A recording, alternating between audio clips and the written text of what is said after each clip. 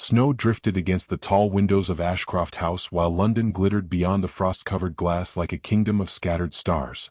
Inside, beneath 3 enormous crystal chandeliers, the highest ranks of society moved through a sea of silk and candlelight. Violins sang from the musicians' gallery. Diamonds flashed at throats and wrists. Gentlemen bowed with measured elegance while ladies exchanged smiles sharpened by curiosity. It was the sort of evening that appeared magnificent from afar and merciless from within. Among the hundreds gathered beneath the gilded ceiling stood Eleanor Ashcroft, born Eleanor Whitmore only 3 months before. She wore silver satin embroidered with tiny seed pearls, a gown chosen carefully enough to satisfy society yet simple enough to avoid accusations of ambition. Her dark hair was arranged in graceful coils at the nape of her neck, and her posture remained flawless despite the weight of countless eyes. Every glance seemed to carry a question.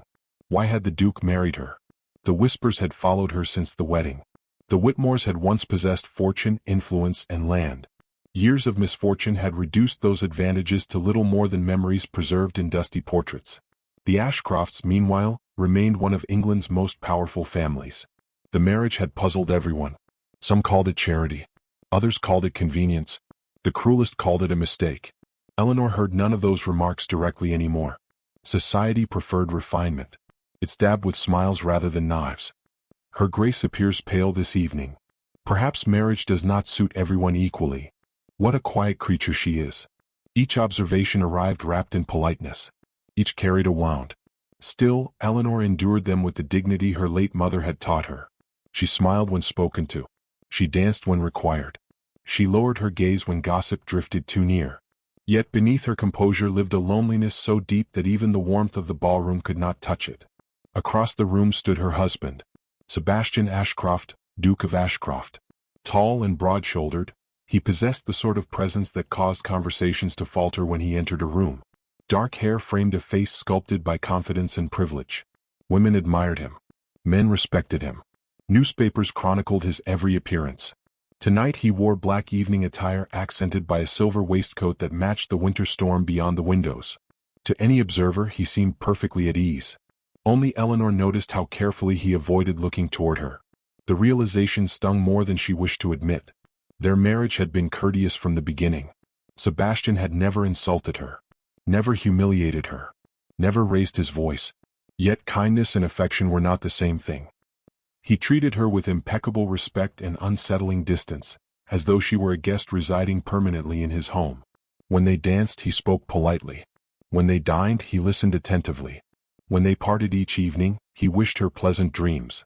It was impossible to accuse him of cruelty.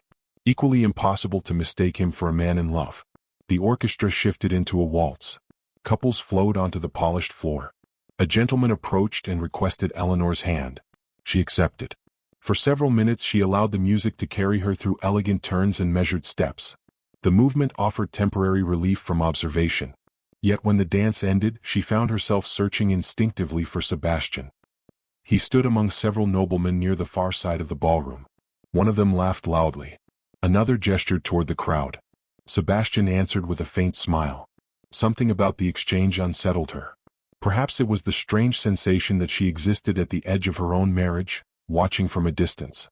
The feeling lingered. As the evening progressed, guests grew increasingly animated. Champagne flowed freely. Conversations deepened. Laughter rose toward the painted ceiling.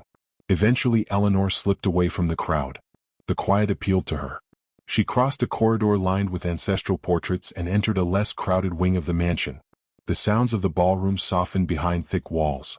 Candle flames flickered inside brass sconces, casting shifting shadows across crimson wallpaper. For the first time all evening she exhaled fully. Then she heard voices. Male voices. Familiar voices.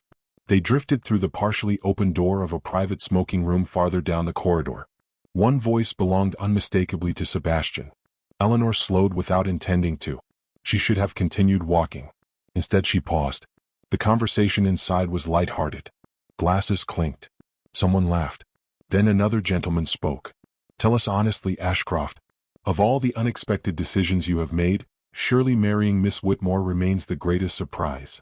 Several men chuckled. Eleanor's heartbeat quickened. Silence followed. Only for a moment. Then Sebastian laughed. Not loudly. Not cruelly. simply enough to join the amusement. And then he said, with effortless ease and devastating clarity, "If I possess one regret in life, gentlemen, it is marrying her." The room erupted with laughter. Outside the door, Eleanor became perfectly still. The candlelight trembled. The corridor seemed to sway beneath her feet. No misunderstanding existed. No ambiguity softened the words. She had heard every syllable. Inside, the conversation continued, unaware of the woman standing beyond the door. But Eleanor heard nothing else. The laughter echoed through her like breaking glass. Slowly she stepped backward. One hand rose instinctively to the wedding ring resting upon her finger. For 3 months she had wondered whether distance concealed indifference. Now, standing alone in the shadows of her husband's house, she finally possessed her answer. And as the music continued somewhere far away beyond the walls, Eleanor turned toward her chambers with tears burning behind her eyes and a single unbearable thought taking shape. Before dawn, she would decide whether the Duchess of Ashcroft could remain where she was no longer wanted. Morning arrived beneath a sky the color of pearl ash, and Ashcroft House woke slowly beneath winter's pale light. Servants moved quietly through endless corridors, drawing curtains and tending fires, yet an unusual stillness lingered over the estate. It settled like frost upon every polished surface, invisible but impossible to ignore. Eleanor had not slept. The words she had overheard continued to echo through her mind with relentless precision. She remembered the laughter. She remembered the ease with which Sebastian had spoken. Most of all, she remembered how quickly 3 months of hope had collapsed into certainty. Yet when she descended for breakfast, no trace of her turmoil appeared upon her face. Years of practice had made dignity feel almost instinctive. She entered the dining room wearing a simple morning gown of dark blue wool.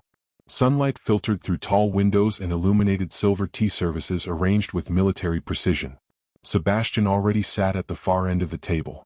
He looked up when she entered. For a brief moment surprise crossed his features. "Good morning, Eleanor." His voice sounded warm enough, ordinary enough. The contrast nearly broke her composure. "Good morning, Your Grace." She took her seat. Conversation should have followed. Usually did. Small remarks about weather, correspondence, or household matters often filled their mornings. Today silence stretched between them instead. Sebastian studied her carefully. "You appear tired." "I slept poorly." "I regret hearing that." The word regret struck her like a hidden blade. She lowered her gaze toward her teacup. "How considerate of you." A faint crease formed between Sebastian's brows. He seemed puzzled by her tone, though not enough to question it. Eventually breakfast ended, and he departed for estate business.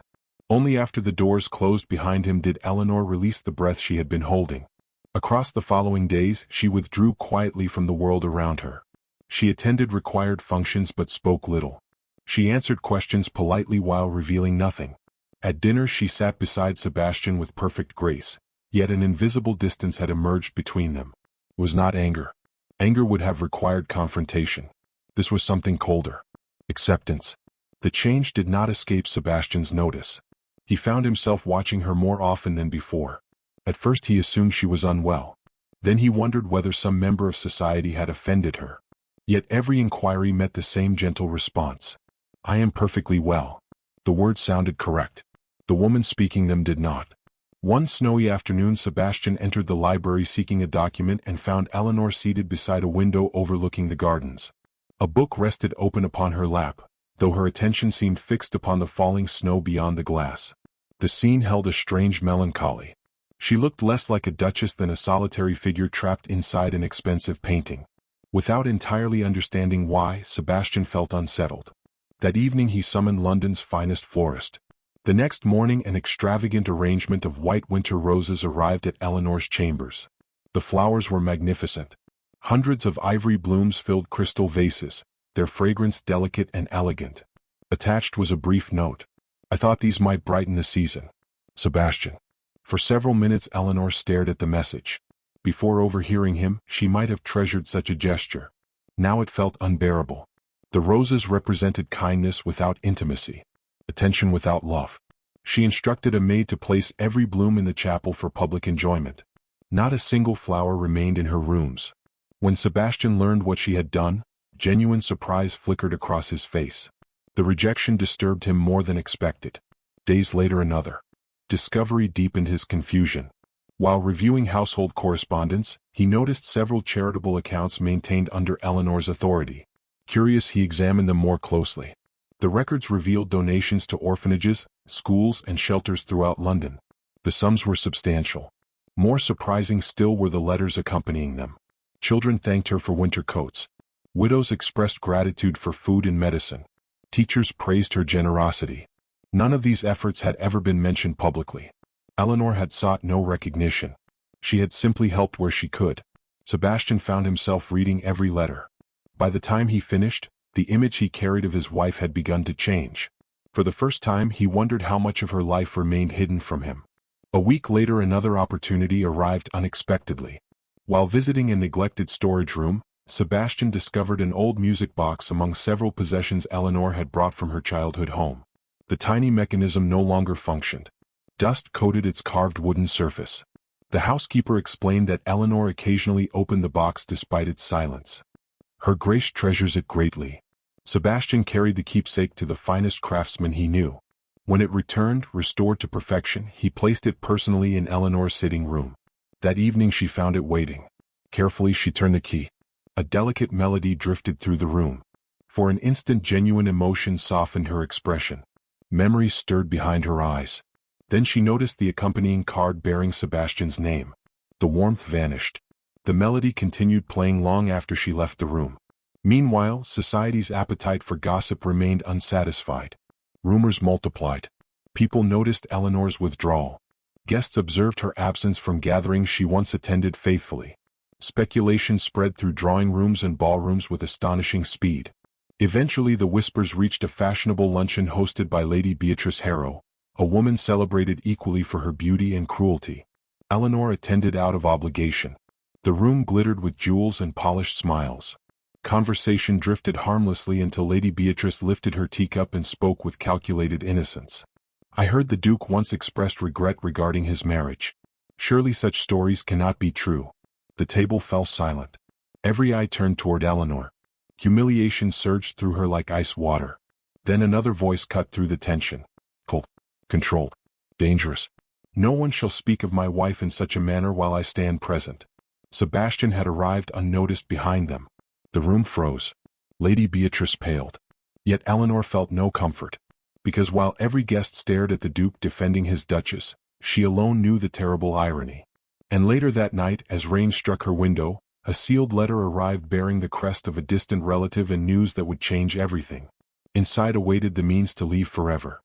The letter arrived wrapped in cream-colored parchment edged with fading gold. Outside, rain swept across the windows of Ashcroft House in silver ribbons, blurring the winter landscape into shades of gray.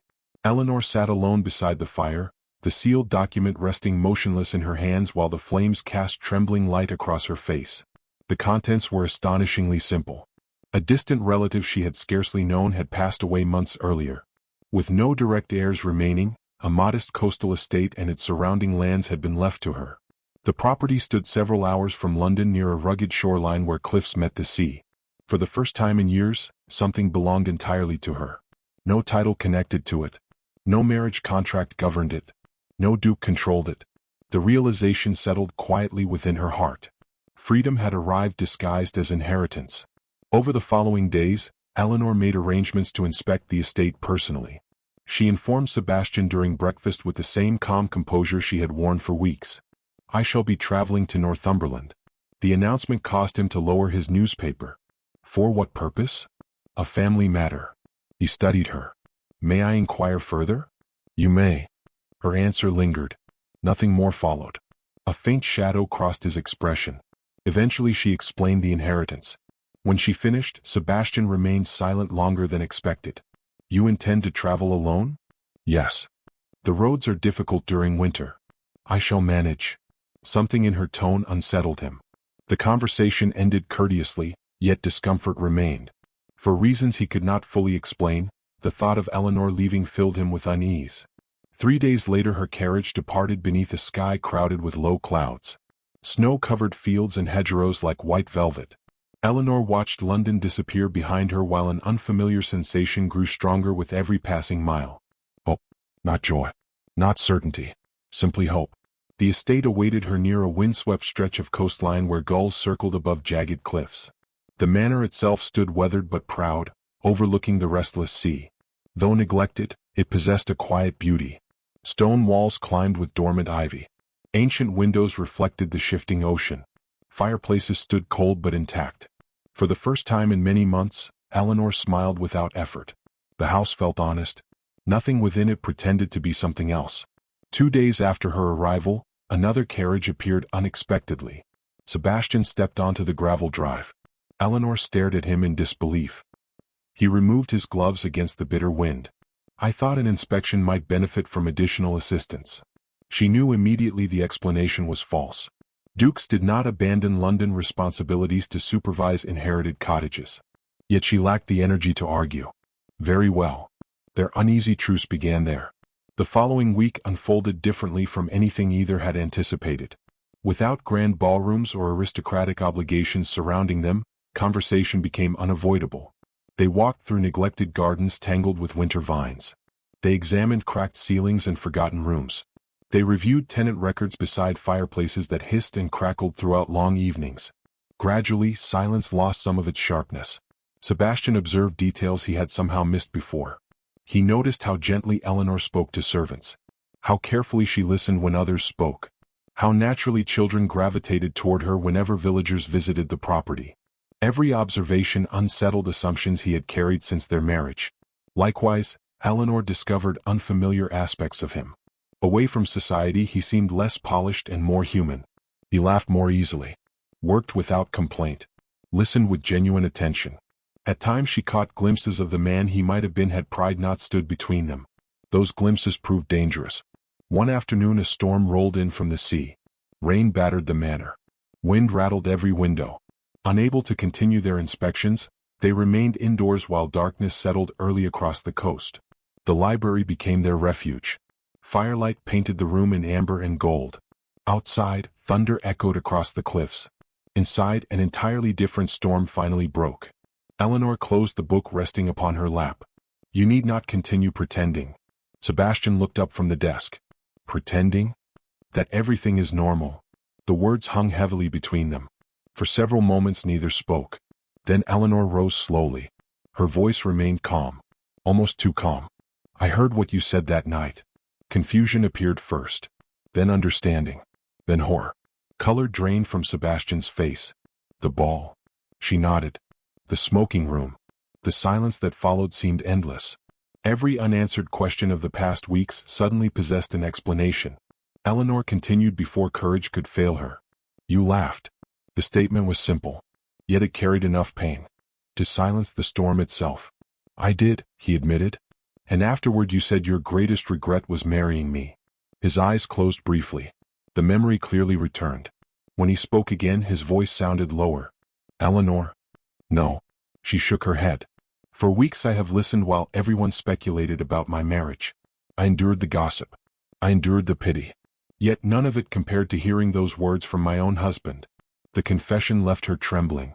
Not with anger. With exhaustion. Years of disappointment suddenly surfaced. You know what is most humiliating? Her eyes glistened. I believed I could earn your affection. The vulnerability in her voice struck him harder than accusation ever could. For the first time since their marriage, Sebastian saw the true extent of her loneliness. And for the first time he understood his role in creating it. The fire crackled softly. Rain struck the windows. At last he spoke. When I married you, I resented the arrangement. She looked away. I know. No, he said quietly. You know only part of it. He rose from his chair. I believed marriage represented an obligation imposed upon me. I feared losing my freedom. I feared becoming trapped in expectations I had never chosen. His expression darkened. So when those men joked that evening, I answered carelessly. A bitter laugh escaped him. One sentence spoken by a fool. Eleanor remained silent. Because the wound remained real regardless of explanation. Sebastian stepped closer. Not enough to touch her. Only enough to ensure she heard every word. My regret was never you. Emotion tightened his voice. My regret was failing to recognize your worth before it stood beside me every day. For a moment neither moved. The storm outside seemed distant now. Only the fire remained. Only the truth. Then Sebastian crossed to a cabinet and removed a leather-bound journal. Carefully he placed it into her hands. "What is this?" His gaze held hers. "Every letter I wrote and never sent." Eleanor opened the first page.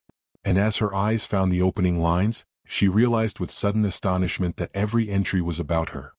Eleanor stared at the journal while the storm battered the windows and the fire cast restless shadows across the library walls. The leather cover felt worn from handling. This was not a decorative gift purchased to soothe a wounded conscience. It was something far more dangerous. It was evidence. Her fingers trembled slightly as she opened the first page. The handwriting was unmistakably Sebastian's. The earliest entries were brief observations written during the first weeks of their marriage. She reads in silence every evening. She thanks every servant by name. The house grows quieter when she leaves a room. Eleanor swallowed hard. Page after page revealed similar thoughts. Some were awkward. Some unfinished. Others carried a startling tenderness. Today she spent an hour teaching the gardener's daughter to read. She believed nobody noticed. "I have never seen anyone listen so carefully when others speak. Why does her sadness trouble me?" The questions became confessions. The confessions became longing. As she turned each page, the distance she had imagined between them became increasingly difficult to understand. At last she lifted her gaze. "If these feelings existed, why did you never speak of them?" Sebastian remained standing near the fire. "Because by the time I understood them, I believed I had forfeited the right." The answer lingered heavily between them. For the first time, Eleanor saw genuine regret in his eyes. Not regret spoken carelessly among laughing men. The real thing. Pain. Yet pain alone could not erase the past. She closed the journal gently. "I do not know what to do with this. You need not decide tonight." The kindness in his response almost hurt more than defensiveness would have. Silence settled again. Outside, the storm gradually weakened. Inside, something equally fierce had begun to change. Over the following days, neither attempted to revisit the confrontation directly. Instead, their interactions shifted in subtle ways. The walls between them no longer seemed impenetrable. They shared meals beside crackling fires. They discussed repairs needed throughout the estate. They walked along the cliffs overlooking the sea. Every conversation carried an unfamiliar honesty. Neither trusted it completely. Both wanted to. One afternoon they visited several tenant families living on nearby farms. The winter had been harsh. Many struggled.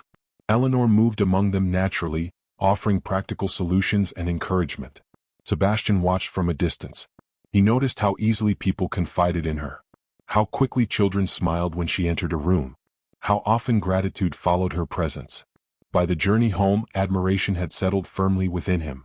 Not admiration born of beauty, though she possessed that. Something deeper. Respect. The realization frightened him. Because respect made love unavoidable. That evening, as sunset painted the ocean in shades of amber and gold, they paused along the cliffs. Wind tugged gently at Eleanor's coat. Far below, waves shattered against ancient rocks. "The sea feels honest," she said quietly. Sebastian looked toward the horizon. "Honest? It never pretends to be calm when it is angry." The observation carried obvious meaning. He understood immediately. "I spent much of my life pretending." She turned toward him. "Why?" A faint smile touched his lips. "Because people expect certainty from a duke." "And what did you expect from yourself?" The question caught him off guard. For several moments he said nothing. Then his answer emerged with surprising vulnerability. "Perfection." Eleanor studied him carefully. For the first time, she saw not the powerful Duke society admired but a man burdened by expectations he had never escaped. The discovery softened something inside her. Not forgiveness. Not yet. Understanding. Sometimes understanding was more dangerous. The following morning, a letter arrived from London. Sebastian read it while standing near the breakfast table. His expression darkened immediately. "What is it?" Eleanor asked. "A problem requiring my presence." She felt disappointment before she could stop herself. The realization startled her. He folded the letter. "We must return." Reality arrived suddenly. The peaceful isolation of the coast could not last forever. London waited. So did gossip. So did the wounds neither had fully healed. 2 days later they departed the manor. The journey felt different from their arrival. Neither sat comfortably inside silence anymore. Occasionally their hands brushed as the carriage rocked along uneven roads. Each accidental touch carried more tension than entire conversations once had. When Ashcroft House finally appeared through the winter mist, Eleanor felt her chest tighten. The grand estate no longer seemed impressive, only suffocating. Servants greeted them warmly. Correspondence awaited. Invitations piled upon desks. The machinery of aristocratic life resumed immediately. For a brief moment, it seemed nothing had changed. Then reality proved otherwise. Within days, rumors began circulating with renewed intensity. Society had noticed the Duke's unusual absence. Questions multiplied. Speculation followed. Several newspapers hinted at marital difficulties. Others suggested financial disputes. The truth mattered less than the entertainment. At a formal gathering hosted by one of London's most influential families, Eleanor experienced the full force of public curiosity. Whispers followed her through every room. Women watched her. Men observed discreetly. Everyone wanted evidence of scandal. She endured it gracefully. But Sebastian saw the strain hidden beneath her composure. For months he had failed to protect her. That failure would not continue. Late in the evening, one particularly arrogant nobleman approached their group. His smile carried the unmistakable scent of mockery. "I trust your grace has not grown weary of country life already." The remark seemed innocent. Its implication was not. Several nearby guests listened carefully. Waiting. Hoping. The nobleman continued. "One hears all manner of stories regarding unusual marriages." The insult landed precisely where intended. The room grew quiet. Eleanor felt old humiliation threatening to return. Then Sebastian stepped forward. His voice remained calm. Deadly calm. "Permit me to clarify something." Every conversation nearby stopped. The Duke's gaze swept across the room. Across the listeners. Across the society that had spent months dissecting his marriage. Then he spoke clearly enough for everyone to hear. "The greatest privilege of my life is being married to Lady Eleanor Ashcroft." Shock rippled through the crowd. No one moved. No one spoke. Even Eleanor forgot how to breathe. Sebastian continued. "If anyone possesses doubts regarding my devotion to my wife, they may bring those doubts directly to me." The challenge carried unmistakable authority. Nobody accepted it. The nobleman retreated immediately. Guests lowered their eyes. For the first time, society had witnessed the Duke choosing a side. Her side. Yet as Eleanor looked at him across the stunned ballroom, another realization struck her with equal force. She believed him. And that frightened her more than all the gossip in London. Because if his feelings were genuine, then the decision she had been avoiding could no longer be postponed. For the first time since hearing those devastating words behind a half-open door, Eleanor faced a far more terrifying possibility. Her heart might still belong to him. The days that followed the ball passed with deceptive calm, yet beneath the polished surface of Ashcroft House, everything had changed. Eleanor moved through the grand estate with the same grace she had always possessed, but her heart no longer occupied the place it once had. For months she had measured her worth through the eyes of society and through the uncertain affection of her husband. Now she stood at the edge of a different future, one she could choose for herself. The realization was both liberating and terrifying. Sebastian sensed it. Since their return from the coast, he had watched her carefully. Not with suspicion, but with the desperate attentiveness of a man afraid of losing something precious. Every smile she offered seemed gentler. Every silence seemed deeper. Sometimes he would enter a room and find her staring out a window toward the distant horizon, as though part of her already belonged elsewhere. One cold February morning he discovered her in the library beside a stack of documents. "What are these?" he asked. She met his gaze steadily. "Plans? For what?" "The Northumberland estate." His chest tightened. She continued calmly. "The cottages require restoration. The schoolhouse roof must be rebuilt. Several families need permanent employment." Sebastian nodded. All worthy projects. Yet something about her tone unsettled him. "You intend to spend considerable time there." "I do." The answer landed heavily between them. Not because of what she said. Because of what she did not. For the first time since their marriage, Eleanor was building a life that did not require him. That evening Sebastian sat alone in his study long after midnight. The fire had burned low. Letters lay forgotten across his desk. He found himself remembering the woman he had first married. Quiet. Reserved. Careful not to inconvenience anyone. Then he thought of the woman standing before him now. Confident. Independent. Strong enough to leave. The irony felt almost cruel. Only after learning how to love her had he begun to understand what losing her might mean. Weeks later, Eleanor made her decision. She would return permanently to Northumberland. Not because she hated Sebastian. Not because she wished to punish him. Because she needed to discover who she was beyond heartbreak. The announcement came during breakfast. Sunlight spilled across silver dishes and crystal glasses. Sebastian listened without interruption. When she finished, silence filled the room. Finally he spoke. "Have I any place in this decision?" The question carried no authority. Only vulnerability. Eleanor looked down briefly. Then back at him. "I do not know." The honesty hurt. Because it was deserved. 3 days later she departed. No dramatic argument occurred. No tears. No accusations. The farewell remained painfully dignified. Sebastian stood on the front steps while her carriage rolled away through the iron gates. For a long time he remained there watching the empty road. Only when the vehicle vanished completely did he realize the terrible truth. Ashcroft House had never felt so vast. Or so empty. The weeks that followed became the most difficult of his life. London expected him to resume normal routines. He attended meetings, signed documents, hosted dinners, performed every duty required of a duke. Yet nothing felt real. Every room reminded him of Eleanor. Every silence carried her absence. Society noticed immediately. Rumors multiplied. Some claimed the Duchess had abandoned him. Others insisted a scandal had forced their separation. The newspapers delighted in speculation. For once, Sebastian did not care. Then one morning a letter arrived from Northumberland. His pulse quickened at the sight of her handwriting. The message was brief. She wrote of repaired cottages, of grateful tenants, of children attending lessons. Nothing personal appeared on the page. Nothing intimate. Yet he read it 5 times. A second letter arrived weeks later. Then another. Each remained polite, respectful, distant. And each somehow deepened his longing. Spring arrived gradually. Snow gave way to rain. Rain yielded to sunlight. Still Eleanor remained away. Then the letters stopped.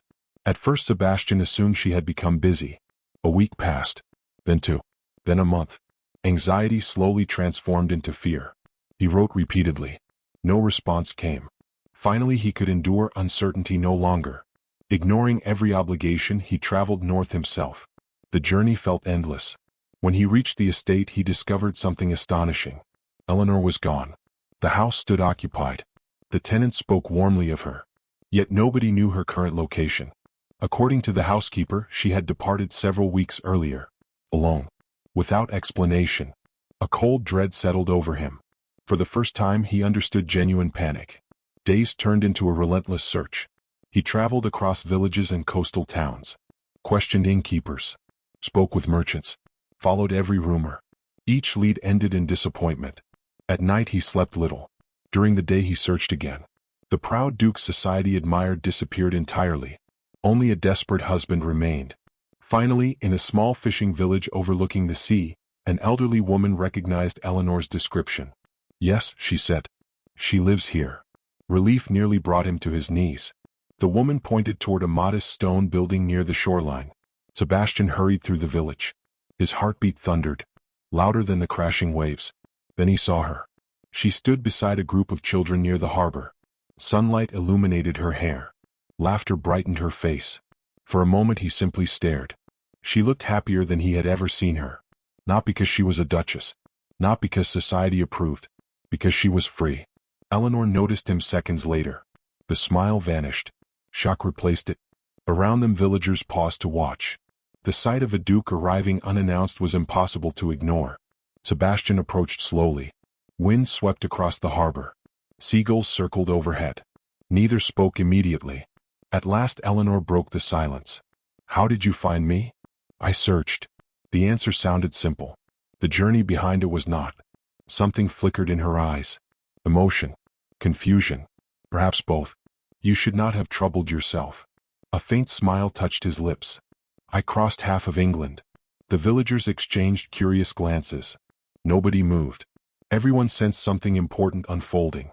Sebastian stepped closer. Years of pride fell away. Years of certainty. Years of distance. All of it suddenly seemed worthless. "I did not come to bring you home." Eleanor stared at him. He continued. "I did not come to remind you of duty." His voice grew quieter. More honest. "I came because I could no longer imagine my life without you in it."